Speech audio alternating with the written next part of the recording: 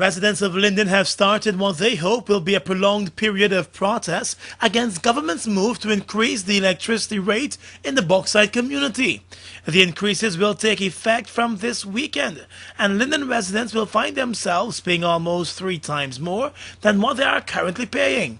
Today, a group of Lindeners traveled to the city and held a picketing exercise outside the office of the president. They contend that most of the citizens of the town are not in a position to pay the steep increases of up to 300%. They point to the jobless rate in the town added to its poor economic performance, and they make it clear that they just cannot afford it. Someone's never paid electricity in his life. Everything is free.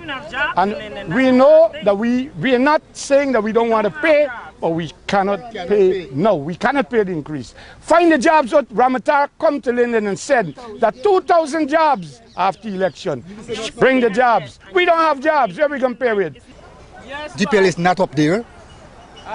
It's Linden arm thing working down there. So how GPL come now?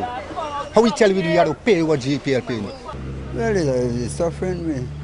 It's suffering because I'm not employed and I can't afford to do what they tell us they want me to do because the jobs, we get it. And GPL have to be more competent, not incompetent.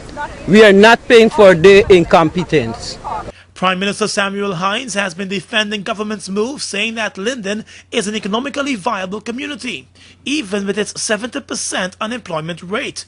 The Prime Minister, who worked in the bauxite industry for years before turning to the world of politics 2 decades ago, said recently that Linden is not a depressed community, echoing statements he had made on the campaign trail last year that the town has gotten its fair share of government's economic spending. Lindeners say that is not so, and they believe strongly that the reason they are being saddled with the new rates now is because the town overwhelmingly voted for the opposition at the last elections. And this government needs to stop this nonsense. And we're not going to stop until we get an answer. Until we get what we deserve, and we deserve nothing but the best. And as Mr. Lewis said, if Gaisuku is too big to fail, then the people of Region 10 are too important to be destroyed. Region 10's Chairman Sharma Solomon has said citizens of the town are unable to pay, not unwilling. He said the government has failed over the past 2 decades to take any form of economic development to the community. Solomon said the history of the electricity supply at Linden must be understood before persons criticize Lindeners for taking a stand against the increases. I think we need to understand that the issue remains in focus, that no matter how insignificant the government may want to portray the prices that they are putting on increase in tariffs in Region 10, how insignificant it may be, even if it goes up by $1, we're saying, explain to us, more than Dr. Luncheon saying that the place is not depressed, and more than the Prime Minister saying they will have to do the best way they can, to justify to us where in the economy can we find, even if it increases by $1. That is the discussion that they should be having.